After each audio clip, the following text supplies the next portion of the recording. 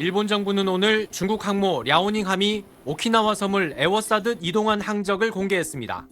특히 오키나와 섬과 다이토 제도 사이에서 전투기와 헬기가 이틀간 100번 이착륙했다며 이 해역에서 중국 항모 전투기의 이착륙이 확인된 건 이번이 처음이라고 밝혔습니다. 어제 중국 전투기가 일본 전투기를 레이더 조준했다는 발표에 이어 중국 측의 군사적 도발 정황을 추가 공개한 것입니다. 일본 전투기가 먼저 훈련을 방해했다는 중국 측 주장도 강하게 반박했습니다. 自衛隊は安全な距離を保ちながら対領空侵犯措置の任務に当たっていたと報告を受けており、中国側の指摘は当たりません。 일본 외무성은 어제 우장하오 주일 중국 대사를 초치해 항의하고 재발 방지를 촉구했습니다. 그러나 우 대사는 오늘 새벽 소셜미디어에 오히려 본인이 강력하게 항의했다며 일본이 자위대기를 접근시켜 정상적인 훈련에 심각한 영향을 줬다고 적었습니다.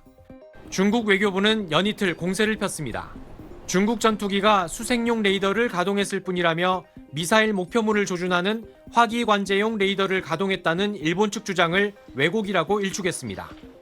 舰载机在飞行训练时开启搜索雷达，是各国通常做法，也是确保飞行安全的正常操作。 일본의 내각 2인자인 관방장관이 연이어 냉정하고 의연한 대처를 강조하고 중국 측도 히토류 수출 금지 등 추가 조치는 유보하고 있습니다. 그러나 군사 부문까지 중일 갈등이 확대되면서 우발적 충돌 위험은 크게 고조된 상황입니다. 도쿄에서 SBS 문주모입니다. 오늘 새벽 2시 고이즈미 신지로 일본 방위상이 긴급 기자회견을 열었습니다. 어제 오후 중국 항공모함 랴오닝함에서 이륙한 제-25 함재기가 오키나와 남동쪽 공해상공에서 일본 자위대 F-15 전투기를 향해 레이더를 조사, 즉 겨냥에 비췄다며 중국의 강력한 항의와 함께 재발 방지를 요구했습니다. このような行動は航空機の安全な飛行に必要な範囲を超える危険な行為であり、中国側には強く抗議し 전투기의 레이더 조사는 공격 목표를 정하거나 주변 수색에 사용됩니다. 일본 방위성 발표에 따르면 레이더 조사는 오후 4시 32분부터 3분간, 오후 6시 37분부터 31분간 간헐적으로 있었습니다. 일본이 중국군 전투기의 레이더 조사를 문제 삼으며 공개한 건 이번이 처음입니다. 중국은 일본이 정상적인 훈련을 방해했다며 반발했습니다. 어제 랴오닝함은 오키나와 섬과 미야코지마 사이를 통과해 태평양에서 함재 전투기를 발착하는 훈련을 벌였고 자위대 전투기는 중국 전투기의 영공 접근에 대비해 긴급 발진했는데 중국 전투기의 영공 침범은 없었습니다. 중국은 해군 대변인 SNS를 통해 사전에 발표한 훈련 해공역에서 훈련 도중 일본 자위대 비행기가 여러 차례 근접해 소란을 일으키며 훈련과 비행 안전에 심각하게 위협을 미쳤다고 밝혔습니다. 일본 발표는 완전히 사실에 부합하지 않는다면서 중상 비방을 중단하고 일본군이 이런 행동을 엄격히 통제해야 한다고 비난했습니다. 다카이치 일본 총리의 타이완 유사시 집단 자위권 발언으로 중일 관계가 악화한 상황에서 전투기 레이저 조사 공방이 더해져 긴장감이 높아지고 있습니다. SBS 유덕기입니다.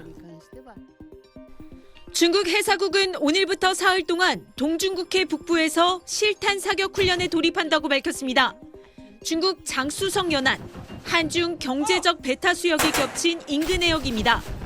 중국 관영 매체들은 한국과 일본, 주한, 주일 미군에 전략적 압박을 가할 수 있다고 주장했는데 주로 일본을 향한 군사적 경고라는 해석에 무게가 실립니다.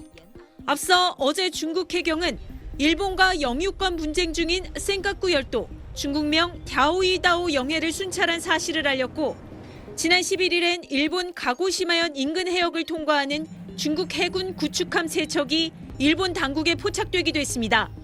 중국은 치안 악화를 이유로 들어 중국인들의 일본 방문과 유학 자제령도 내렸습니다. 일본 경제에 타격을 줄 수 있는 사실상의 실력 행사에 들어간 겁니다. 관영 매체들은 다카이치 총리 발언이 내정 간섭이며 주제에 넘었다면서 중국의 마지노선에 도전하면 정면 공격에 직면할 거라고 연일 거친 표현을 쏟아내고 있습니다. 광둥성에서 열린 전국체전에선 항일 전쟁을 배경으로 일본군을 괴멸시키는 내용의 사자춤 공연이 동메달을 차지하며 큰 반향을 일으키는 등 일본에 대한 국민 감정도 심상치 않습니다. 이런 가운데 일본 외무성국장이 중국을 방문해 내일 중국 외교부 부장을 만납니다. 일본 측은 서로 의견이 달라도 양국의 인적 교류에 영향이 없도록 하자는 입장을 전달할 걸로 알려졌는데 중국의 반발이 거센 상황에서 당장 사태 수습이 가능할진 미지수입니다.